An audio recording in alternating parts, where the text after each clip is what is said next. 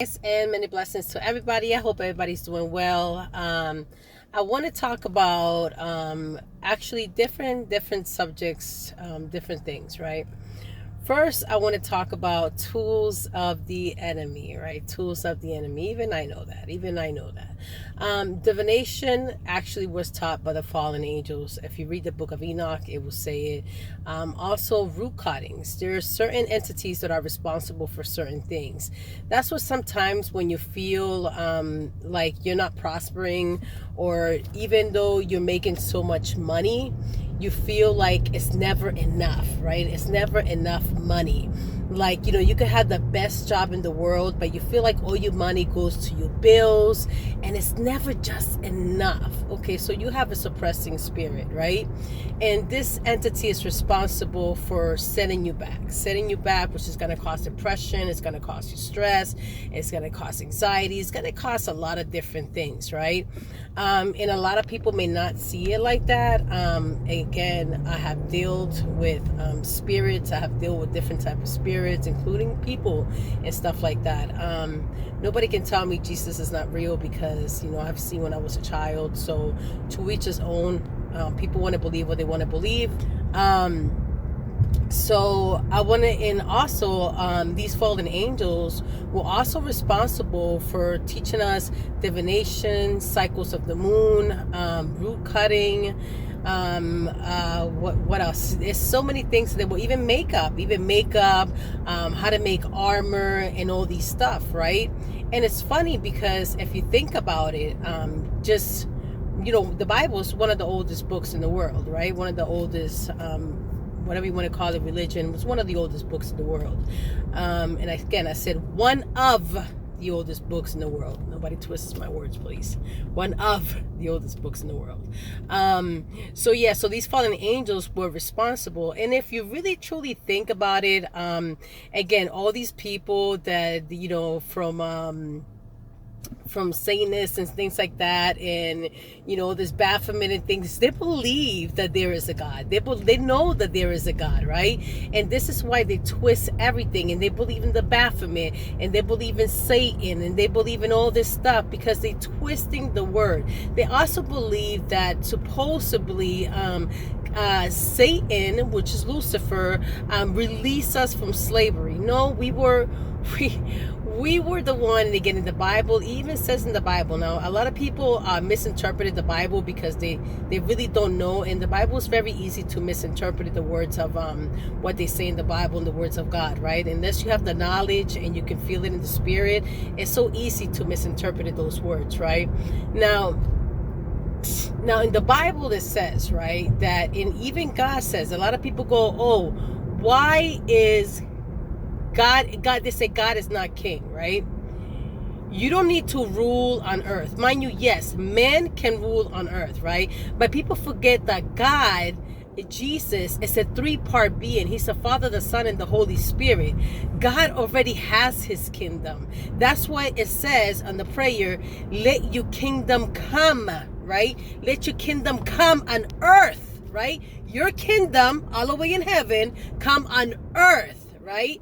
And that's what it says. That prayer, if you look at that prayer, it says, let your kingdom come on earth and let your will be done, right? Let your will be done. A lot of people cannot see, but there's so many things that right now that is going on, that what's going on at the time of Moses and all those, some of the prophets and things like that are going on right now. And the Bible just keeps repeating itself, right? It keeps repeating itself. So the fallen angels were teaching us these things, right? Which God did not want us to learn, because he knows that it can hinder us, right? You have to truly see it in the spirit. If you cannot see it in the spirit, you will be blind. Your veil will be, it's kind of like a lot of people want to believe, oh, this goddesses and we are gods and this and that. We are not gods. We are God's creation, right? We're not gods. We're not goddesses and things like that. Again, these are things that people want to put into our minds, of thinking that we are gods and we can create. We never created ourselves, right? We did not create ourselves. It's impossible. We came from someone, right?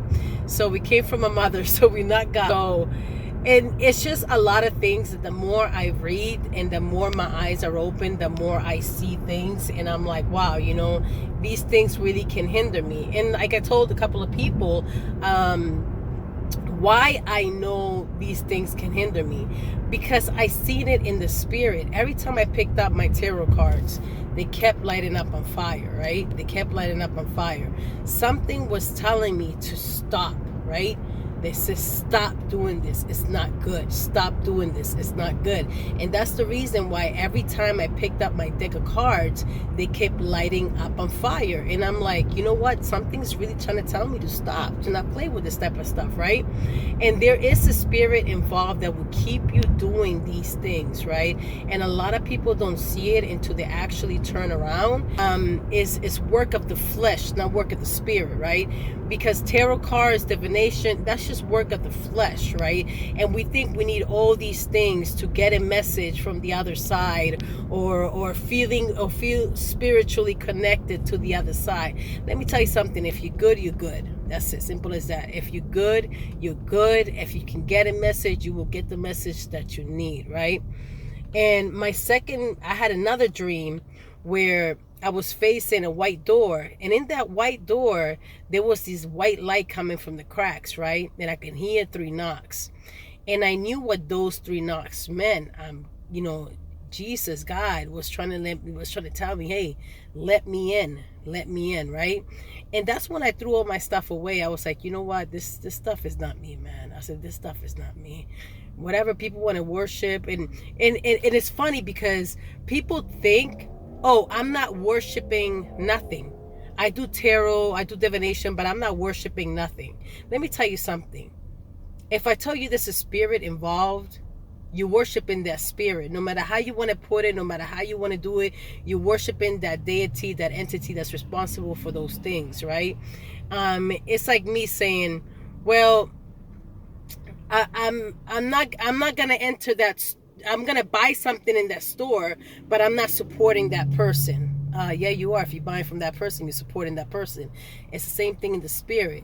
If you purchase something, now you're liable for that, right? Now you have a connection to that thing that you just purchased. So that means that now you're working for that spirit, no matter how you want to put it. Again, no matter how you want to put it. And a lot of people gotta be like, oh no, that's not true. Let me tell you something. It is the same way you walk in the store and you buy something. And you say, oh, I'm supporting this person, but I'm buying something. You're supporting that. You're supporting that, right? And this is why I was like, you know what? I took everything, I cleaned my whole house, and I was like, I don't really care what people say. I don't care about being this free thinker. I am a free thinker. Yes, I follow Jesus Christ. I follow his teachings. I don't care nobody does it.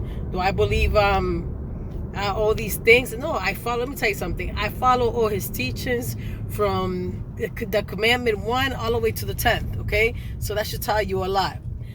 Just because I'm different, just because I may follow something that you don't like, again, that doesn't mean that we're enemies. That just means my teachings and my journey is different, and what I believe is different. It's not for everybody. Again, so, Christ's laws are really strict, and I understood why they're so strict, because in the spirit, you can handle your soul for eternity. Now, and I'm not talking about this new age shit that people believing. I'm talking about like real back in the day stuff. It's like everything, as you go with generations and generations, everything starts being watered down, right? It starts being watered down. I'm talking about real stuff. Yes, there is a hell, because I have been in hell.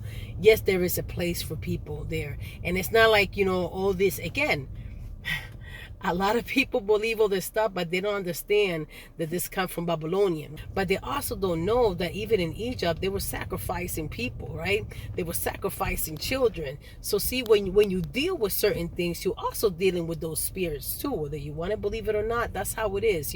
I cannot dabble something that belongs to a certain entity and be like, oh, I'm not using the entity. But if you're playing with what belongs to that entity, yes, you are playing. You cannot tell me, oh, I put myself first, and then you're doing tarot to take a message, and you're talking about I put myself first. No, you put in the tarot cards first. No, you put in that first because you need a message. You need something to bring him, give you a message or something like that. Or even if you're trying to talk to the other side, in reality, we don't know who the hell we talking to. Nobody knows who they talking to. Nobody has been to the other side and come back to speak about it. So, are you sure you're talking to your great dead grandparents? Because let me tell you something, demons, they change and shifts to different things. They may change their appearance to be somebody who you feel comfortable. I mean,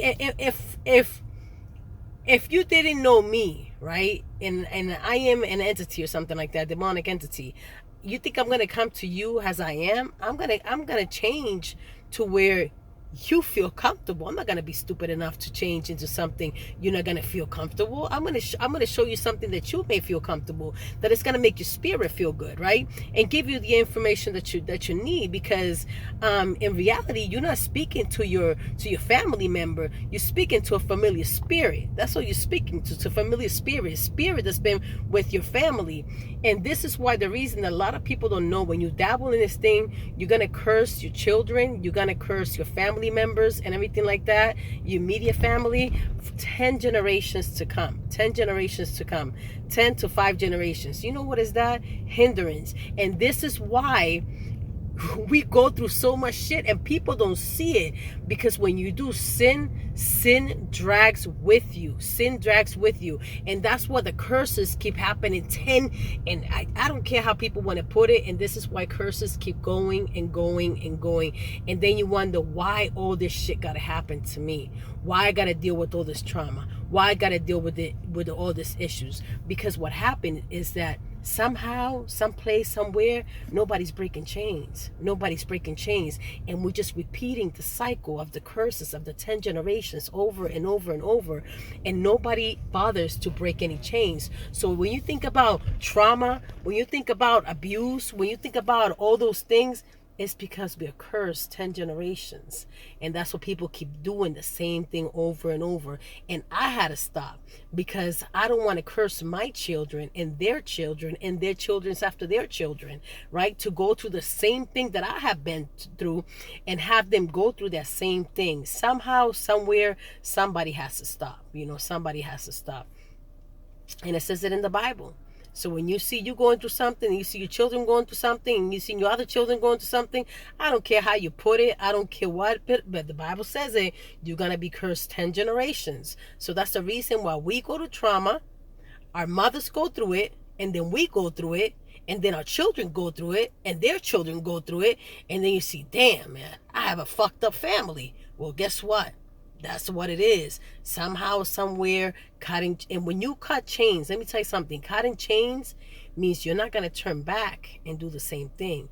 Because if you turn back and do the same thing, it's going to be even worse. All right? If you have any questions, just make sure you tell it down. Bye.